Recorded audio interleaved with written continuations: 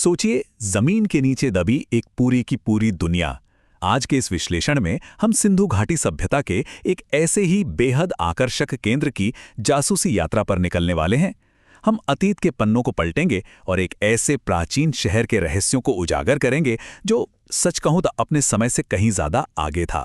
हम बात कर रहे हैं राजस्थान के इतिहास और पुरातत्व के एक बहुत ही अहम हिस्से कालीबंगा की। यकीन मानिए, ये सिर्फ ईंट और पत्थरों का कोई आम खंडर नहीं है, बल्कि एक पूरी सभ्यता की जीती जागती कहानी है जो सदियों तक जमीन के नीचे खामोश दबी है ही। तो चलिए, बिना किसी देरी के इन प्राचीन सुरागों को एक एक करके जोड़ना शुरू करते हैं। अब इस जगह का नाम ही अपने आप में एक बड़ा दिलचस्प भाषाई रहस्य समेटे हुए है। कालीबंगा, जिसका सीधा सा मतलब होता है काले रंग की चूड़ियां। असल में ये पंजाबी शब्द बंगा से बना है, जिसका अर्थ होता है चूड़ी। है ना कमाल की बात कि कैसे एक शहर का नाम उसकी पहचान बन जाता है। दरअसल इसी नाम ने ही सबसे पहले इतिहासकारों का ध्यान अपनी ओर खींचा था, और आज भी यही इस ऐतिहासिक स्थल की सबसे बड़ी पहचान है। तो आज की हमारी इस चर्चा को हम एक नक्शे की तरह इस्तेमाल करेंगे। इसके 5 मुख्य पड़ाव होंगे। सबसे पहले हम देखेंगे इसकी खोज और इतिहास, फिर जानेंगे इसे तीसरी राजधानी क्यों कहा गया, इसके बाद इनकी अनूठी नगर नियोजन, फिर रोजमर्रा के दैनिक जीवन की कुछ कमाल की खोजें, और आखिर में बात करेंगे रहस्यमयी शवाधान और कुछ बेहद शानदार कलाकृतियों की। तो चलिए सीधा पहले पड़ाव पर चलते हैं, खोज और इतिहास, यानी अतीत को खोजना। लोकेशन की बात करें तो कालीबंगा की रणनीतिक स्थिति वाकई बेमिसाल थी। आज के नक्शे पर देखें तो ये राजस्थान के हनुमानगढ़ जिले में है, लेकिन जो बात इसे सबसे खास बनाती है वो है इसका घग्गर नदी के किनारे पर होना। इसी नदी को प्राचीन काल में सरस्वती या दृशद्वती नदी कहा जाता था। अब देखिए, पुराने जमाने में ना व्यापार, खेती और कुल मिलाकर जीवन के पनपने के लिए इस नदी का होना ही इस शहर की लाइफलाइन था। अब आप सोच रहे होंगे कि ये शहर मिला कैसे। आधुनिक पुरातत्वविदों ने इसे रातों रात नहीं खोज निकाला था, और सबसे बड़ी बात, ये कोई आम हड़प्पाकालीन जगह नहीं है। इसका समय तो प्राक हड़प्पा काल तक जाता है, यानी जो मुख्य हड़प्पा संस्कृति है उससे भी पुराना। 1952 में सबसे पहले अमलानंद घोष जी ने इस खजाने को दुनिया के सामने रखा। फिर क्या था, 1961 से 1969 के बीच बीबी लाल और बीके थापर के शानदार निर्देशन में यहां लगातार खुदाई हुई। लगभग 1 दशक की इस कड़ी मेहनत ने इतिहास की किताबों में एक पूरा नया अध्याय ही जोड़ दिया। आगे बढ़ते हैं हमारे दूसरे हिस्से की तरफ, तीसरी राजधानी और एक साम्राज्य के अलग अलग चरण। यहां हमें विकास के 2 बिल्कुल अलग अलग दौर देखने को मिलते हैं। एक तरफ है प्राक हड़प्पा काल, जो मुख्य हड़प्पा संस्कृति से भी पुराना है। ये वो समय था जब ये बस्ती बस धीरे धीरे अपनी शुरुआत कर रही थी।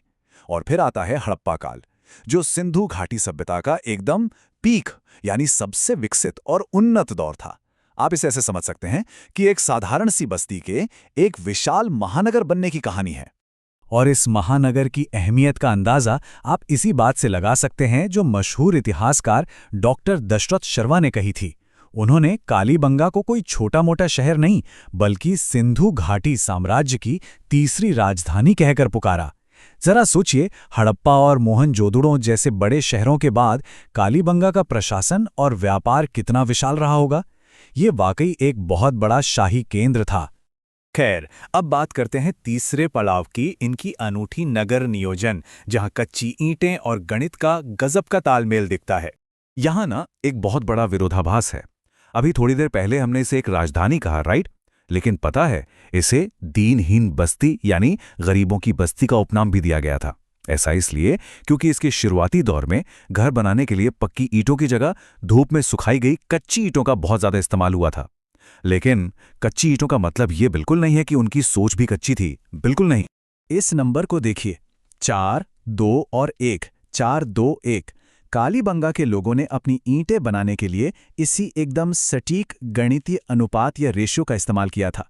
लंबाई, चौड़ाई और मोटाई का यह बिल्कुल परफेक्ट फॉर्मूला था।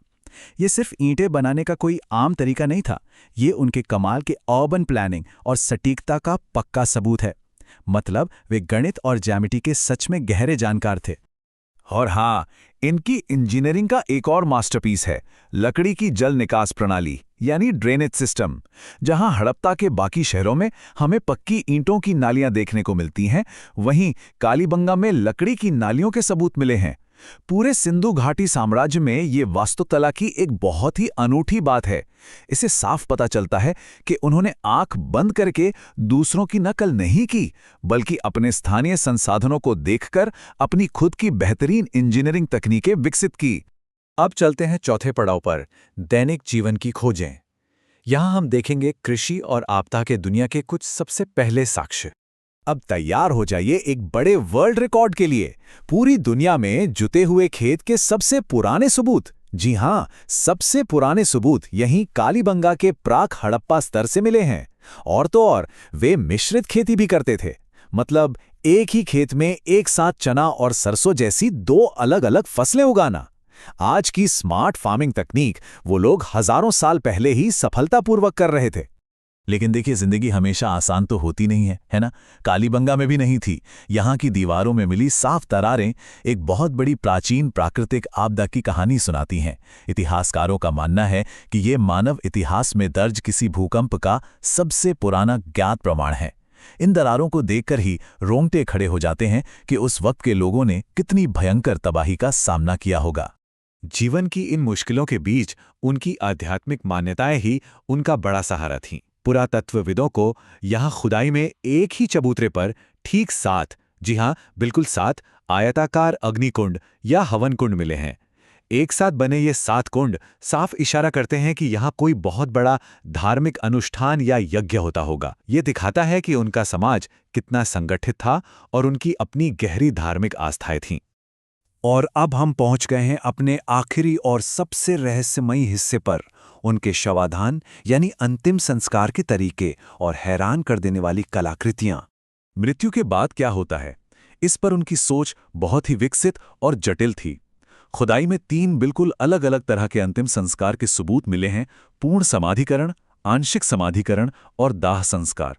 जरा सोचिए, एक ही समाज के भीतर मृत्यु के बाद के संस्कारों को लेकर इतनी विविधता। ये साबित करता है कि उनका समाज कितना बहुलवादी था और परलोक को लेकर उनकी विचारधारा कितनी गहरी थी। लेकिन इन कब्रों से जो सबसे चौंकाने वाली चीज मिली है, वो एक ऐसा सवाल खड़ा करती है जो सीधे सीधे आधुनिक चिकित्सा विज्ञान के इतिहास को चुनौती दे डालता है। क्या दुनिया की सबसे पहली सर्जरी यानी शल्य चिकित्सा प्राचीन कालीबंगा में हुई थी? हुआ कुछ यूं कि खुदाई के दौरान एक बच्चे की खोपड़ी मिली और उसमें ठीक 6 छेद थे। अब वैज्ञानिक और इतिहासकार इस हैरान कर देने वाली खोज को 2 नजरियों से देखते हैं। कुछ का कहना है कि यह हाइड्रोसिफिलिस नाम की एक बीमारी का प्राचीन सबूत है, लेकिन एक बहुत ही मजबूत थ्योरी ये भी कहती है कि ये प्राचीनतम शल्य चिकित्सा यानी सर्जरी का साक्ष्य है, जहां शायद इलाज करने के लिए ये छेद किए गए थे। खैर, सच्चाई जो भी हो, दोनों ही मामलों में ये मेडिकल हिस्ट्री की एक बेमिसाल और हैरान कर देने वाली खोज है। और अगर आपको लगता है कि वे सिर्फ गंभीर किस्म के लोग थे, तो जरा उनकी कलाकृतियों पर नजर डालिए। एकदम सुंदर ज्यामितीय और पशु पक्षियों के डिजाइन वाले मिट्टी के बर्तन, तांबे के बेहतरीन औजार और एक शानदार तांबे का बैल। कमाल की बात तो यह है कि यहाँ मेसोपोटामिया की बेलनाकार मोहरें भी मिली हैं, जिसका सीधा सा मतलब है कि उनका इंटरनेशनल ट्रेड नेटवर्क कितना जबरदस्त था। हाथी दांत की कंघी और बच्चों के लिए मिट्टी के खिलौने, ये सब एक ऐसे समाज की तस्वीर पेश करते हैं जो सिर्फ अमीर ही नहीं बल्कि कला से प्यार करने वाला समाज था। अब इतनी अनमोल धरोहरों को सहेजना तो बनता है ना? आज के समय में इन अविश्वसनीय कलाकृतियों को सुरक्षित रखने के लिए हमारी सरकार ने हनुमानगढ़ में कालीबंगा संग्रहालय की स्थापना की है। ये म्यूजियम इस बात की गारंटी है कि हजारों साल पुरानी ये गौरवशाली विरासत महफूज रहे और आने वाली पीढ़ियों को भी इतिहास की ये शानदार कहानी सुनाती रहे। तो आज के इस विश्लेषण को खत्म करते हुए मेरे मन में एक बड़ा सवाल आ रहा है। आप भी सोचिएगा, अगर कच्ची ईंटों से बना एक तथाकथित गरीब शहर दुनिया में सबसे पहले खेती के तरीके खोज सकता है, गणित के परफेक्ट फॉर्मूले बना सकता है और शायद पहली मेडिकल सर्जरी भी कर सकता है, तो जरा सोचिए इस जमीन के नीचे और कितना खोया हुआ ज्ञान है जो अभी भी हमारे सामने आने का इंतजार कर रहा है। वाकई हम अपने अतीत के बारे में अभी भी कितना कम जानते हैं। मुझे उम्मीद है कि आज की इस चर्चा ने आपके अंदर इतिहास के इन रहस्यों को लेकर एक नई जिज्ञासा जरूर जगाई होगी।